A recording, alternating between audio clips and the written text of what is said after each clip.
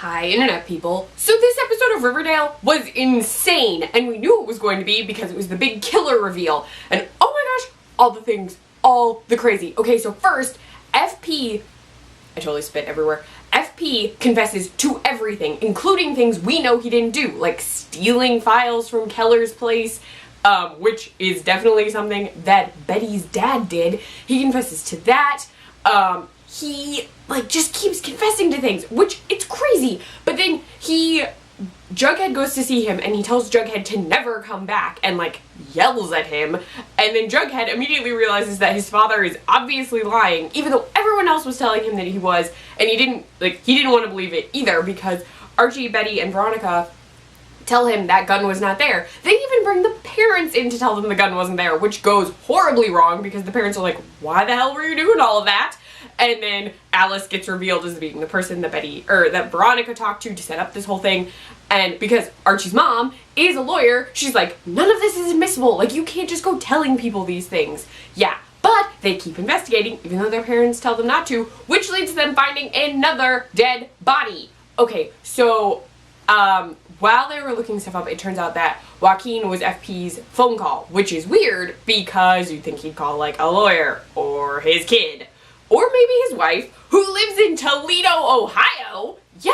So remember when they revealed that she lived in Toledo, and I mentioned there's a Toledo in the state I'm from, Ohio, and I was like, oh, but it's probably not the same thing, because there's also, a Toledo in Canada. No, turns out Toledo, Ohio, which I'm making a leap here, but if Jughead's mom is in Toledo, Ohio with Jellybean, and Archie's mom is in Chicago, I'm going to guess Riverdale is set in Indiana. Just a guess, though. Because it feels like that would make more sense than having it be Michigan. Just because. But who knows? Just a guess. But we find that out. Then, back to actual storyline stuff. Kevin, Veronica, and Archie go confront Joaquin and want to know what's going on. He tells them that there's another serpent involved and he heard something. And we learn that he helped clean up the body, but he never saw FP shoot Jason. So he helped clean up, and then he goes, but another guy knew about it, Mustang. So they go to Mustang's place, and Mustang is dead. OD'd dead. But totally, OD'd. When there's, this person OD'd in, a movie, and it's really, someone set it up to look like they OD'd. I'm very sure that he got murdered. Just saying. So that happens. The cops show up because they called the cops, and I was like, okay, I get it, you found a dead body, you have to call the cops, but still, the cops are here, it's not great for anyone involved. Then Veronica winds up telling the cops that Highr'd, her father, was paying off the serpents to do stuff, which is not great for him, but so that happens. On top of all of that, we find out tons of stuff about what FP and Joaquin were doing. Some of it sounds like FP probably did do, he was aware of things that were going on, but Joaquin also reveals to only Kevin that they had a contingency plan in case something went wrong. Yes, contingency plans. Smart move, FP. So there's a contingency plan, which leads to craziness. So there's all of that. We do learn that the body was frozen and hidden at the White Snake, but only 3-ish people knew about it. Okay, so also turns out the Blossoms and the Coopers are way more weird than was originally set up.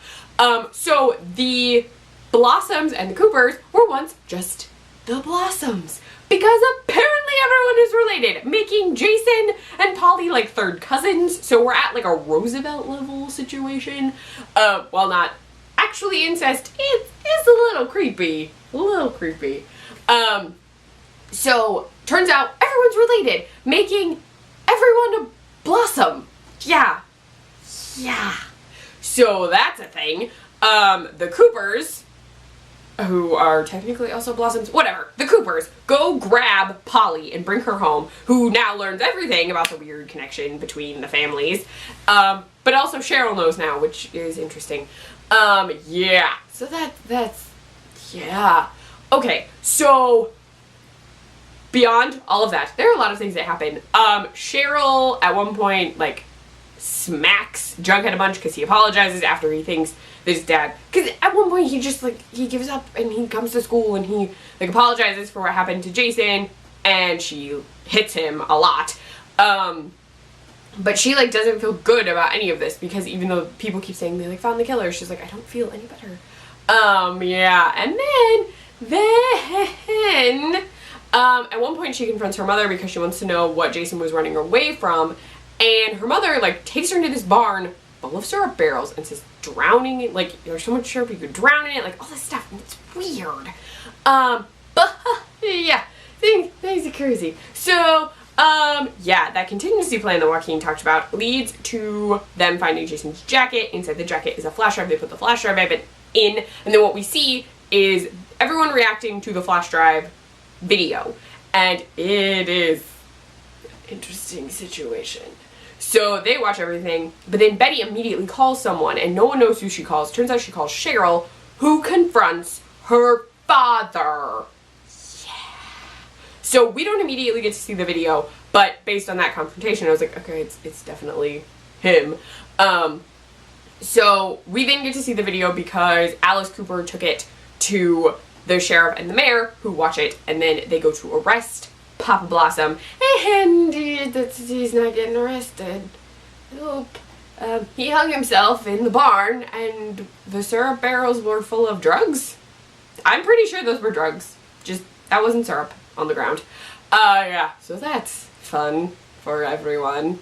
Yeah, so that happens, which leaves just Cheryl and her mom as the Blossoms in charge of the company now. So yeah, that's going on. Jughead tries to get his dad out of prison, and that's not going to happen because he's still very complicit in a lot of stuff, which means he will be in jail for a while, which is really upsetting because he was trying to save his son because he only confessed because Jughead was threatened. If he didn't cover for Papa Blossom, he was literally going to kill Jughead. So I understand why FP would lie about a lot of things. So yeah. Then at the end of the episode, we learn that Highr'd is coming back, and Archie agrees to possibly spend the summer in Chicago.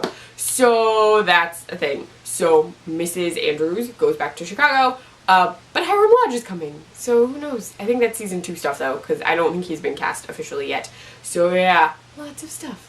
Lots of stuff. And there's a finale left, so who knows what's going to happen. Lots of things have been revealed and happened. Also, someone who works for Riverdale obviously likes Black Mirror, because the bus that Joaquin got on was San Junipero. Yeah. So I don't know if that means he's coming back or if that was just like a cute nod to a queer couple. But there you go. I saw that and I was like, what? That's crazy. So yeah, this episode was full of stuff. It was nuts. I don't know what's gonna happen in the finale. This felt like a finale, so I'm like, I don't know what they could possibly do. Also, fun Free Comic Book Day related Riverdale fact. They did a Riverdale Free Comic Book Day comic that I have yet to read, but I will very soon. I also picked up Afterlife with Archie because it was on sale at my comic book store. So I have some Riverdale-esque things to check out. So let me know what you thought of this crazy episode in the comments below or on Twitter. I am at ClefNotes. You can find me on my blog, clefnotes.wordpress.com. I write for the Nerdy Girl Express, thenerdygirlexpress.com, and I run their Snapchat, the Nerdy Girl EXP. Bye, Internet people.